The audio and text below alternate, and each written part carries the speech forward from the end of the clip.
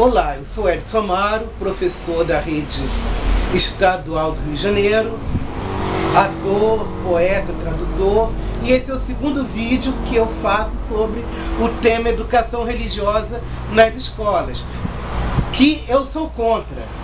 Está na Constituição, o artigo 210, parágrafo 1º, que as escolas públicas de ensino fundamental têm que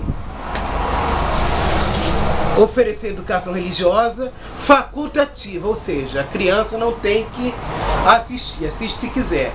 Só que os professores de religião falam tanto de ética, conheço boa parte deles que mentem para as crianças e enganam as crianças no que elas têm que assistir. E eu sou contra, esse parágrafo tem que ser riscado da Constituição, porque é desperdiçar dinheiro público.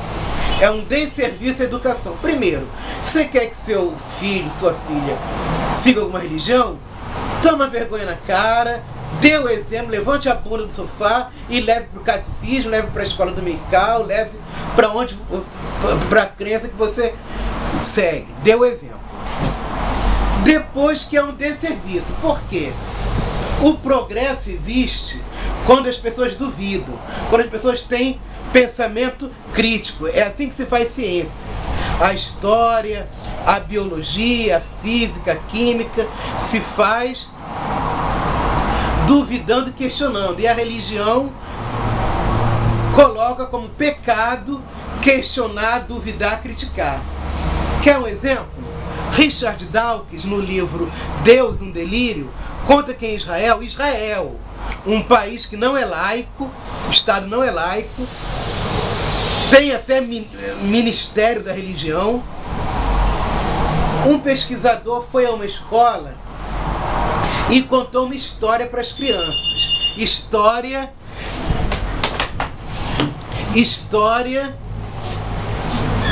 de uma matança que Josué promoveu lá por ordem de Deus. Genocídio. E perguntou para as crianças se ele estava certo em fazer aquilo. 90% das crianças disseram que ele estava certo.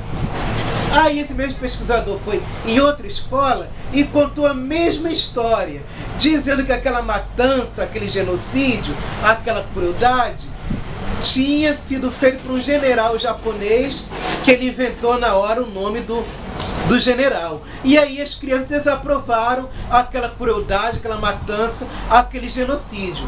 Ou seja, a religião coloca medo nas pessoas, desestimula o pensamento crítico. Ah, tá na Bíblia, foi por ordem de Deus, então tá certo.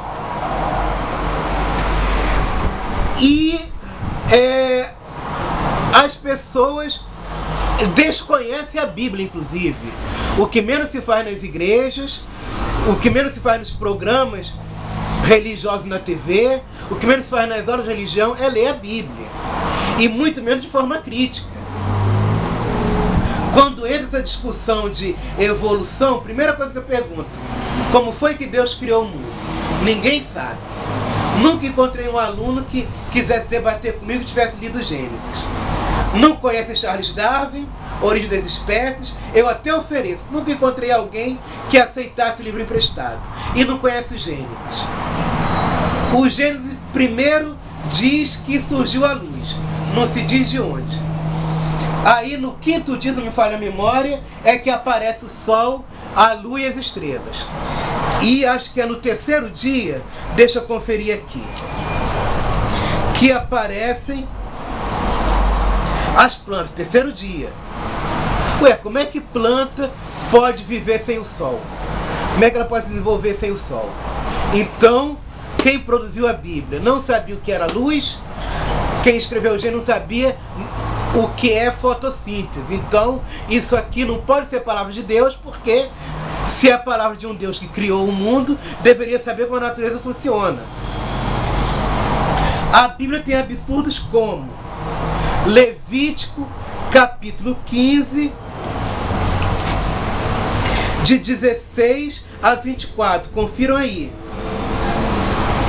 Esses versículos, Levítico, capítulo 15, de 16 a 24, diz que quando um homem ejacula, ou seja, expele esperma, ele fica impuro.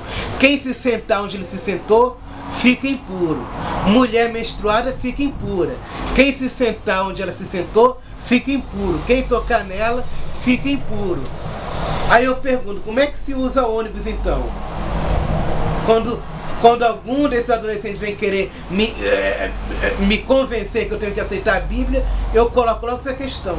E aí, como é que você vai usar ônibus? Você tem certeza que nenhuma mulher menstruada sentou naquele banco antes de você? Mas, professor, isso é do Velho Testamento. Com o Novo Testamento de Jesus Cristo, isso não está mais valendo.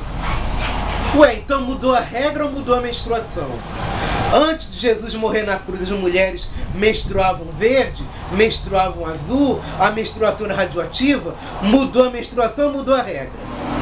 Mudou a regra. Então, se mudou a regra, se nenhuma pessoa fica doente, fica contaminada por sentar onde uma mulher menstruada sentou, por que foi feita essa regra?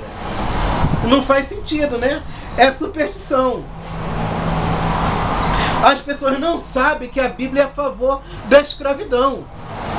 Está aqui, ó. Levítico, capítulo 25, versículo 44.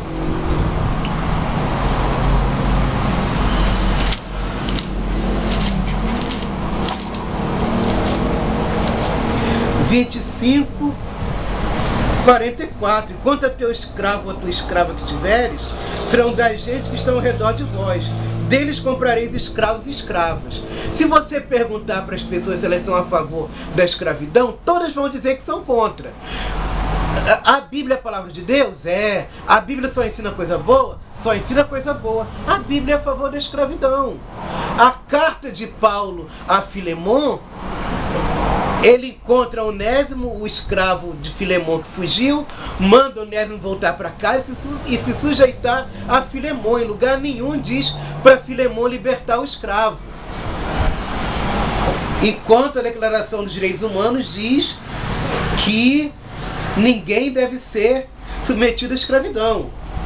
Feliciano foi uma vergonha para o Brasil colocá-lo na Comissão dos Direitos Humanos, a presidência. Os direitos humanos dizem que você...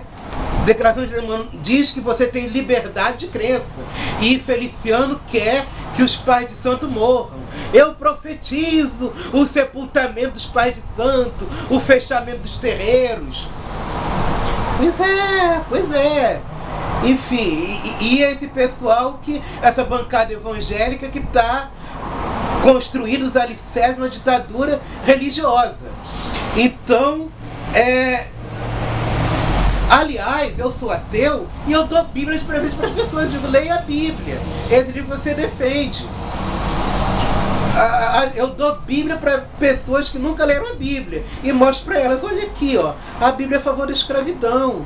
A Bíblia diz que quando uma mulher está menstruada, ela está impura. Onde ela sentou, fica impuro. Você vai deixar de usar ônibus por causa disso agora?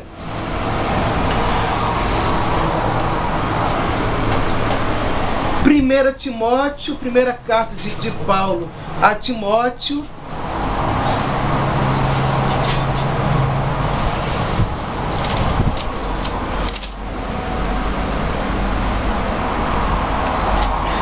capítulo 2, versículo 12. Não permito, porém, que a mulher ensine, nem use de autoridade sobre o marido, mas que esteja em silêncio. Então a mulher é um ser inferior. Paulo diz também, todo mundo já ouviu isso nas cerimônias de casamento. O homem é a cabeça da mulher, então o homem naturalmente é superior à mulher. Então os argentinos estão em pecado porque são governados por uma mulher. Os chilenos, Michelle Bachelet, Brasil, Dilma Rousseff, Inglaterra, Canadá, Nova Zelândia, Jamaica, Granada, Santa Lúcia, Ilhas Caimã, Bermudas, Elizabeth II.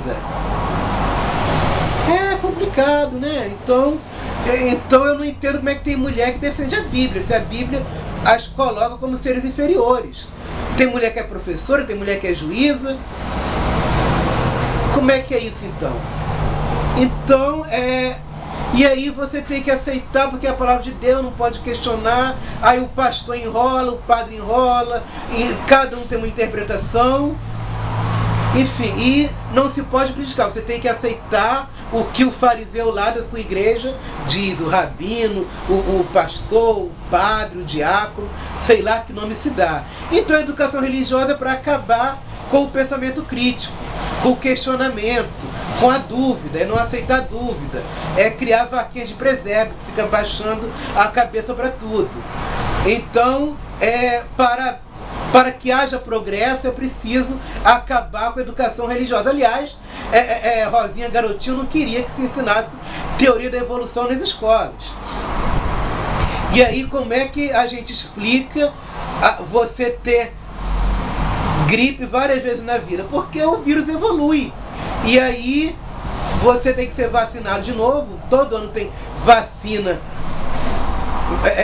contra a gripe para os idosos. Daí a prova de que a evolução existe.